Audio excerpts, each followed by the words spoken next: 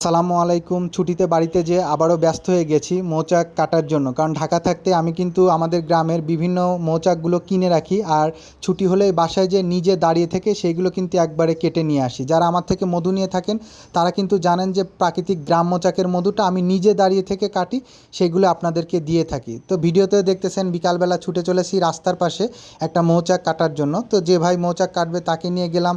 মৌচাক কাটার পূর্ব যে প্রসেসগুলো আছে সেগুলো কিন্তু কমপ্লিট করলাম। আপনারাও চাক দেখতে পারতেছেন যে রাস্তার পাশে। আর মধু এমন একটা জিনিস যে বিশ্বস্ত লোক ছাড়া আসলে নেওয়া যায় না, কারণ অনেকে মধু সেল করে বিভিন্ন জায়গা থেকে কিনে সেল করে, আর আমি দেখতেছেন যে নিজে দাঁড়িয়ে থেকে কালেক্ট করি, সেগুলো আপনাদের দিয়ে থাকি। ধোয়া দিয়ে দেখেন মধু অলরেডি চাক কাটা শুরু হয়ে গেছে, কারণ কোনটা আসল কোনটা নকল মধু বিশ্বস্ত লোক ছাড়া নিলে কিন্তু আপনি বুঝতেই পারবেন না। সেই জন্য বিশ্বস্ত লোকের থেকে আপনারা মধু কালেক্ট করবেন। তো এই যে মৌচাক কাটার পরে দেখতেছেন একটা মোম নিয়ে চলে আসছি। প্রতিটা মোমে দেখা যায় যে কোনোটায় 5 থেকে 7 কেজি, কোনোটায় 10 কেজি, কোনোটায় 2 কেজি 1 কেজি মধু কালেক্ট করে থাকি আমরা। তো সিজনাল মধুতে সবসময় একটু কম বেশি পরিমাণ হয়। তো মধু পাওয়ার পরপরই কিন্তু আমি নিজে চেক করতেছিলাম যে মধুর টেস্টটা কেমন।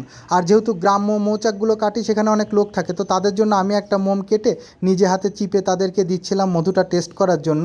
100% ন্যাচারাল যে মধুটা, সেই মধুটাই কিন্তু। তো আপনারা যারা আমার থেকে মধু নিয়ে থাকেন তারা আগে থেকে প্রি অর্ডার করবেন, তার কারণ এখন মধু খুব কম পাওয়া যাচ্ছে। ধন্যবাদ। কারণ মধু লাগলে জানাবেন।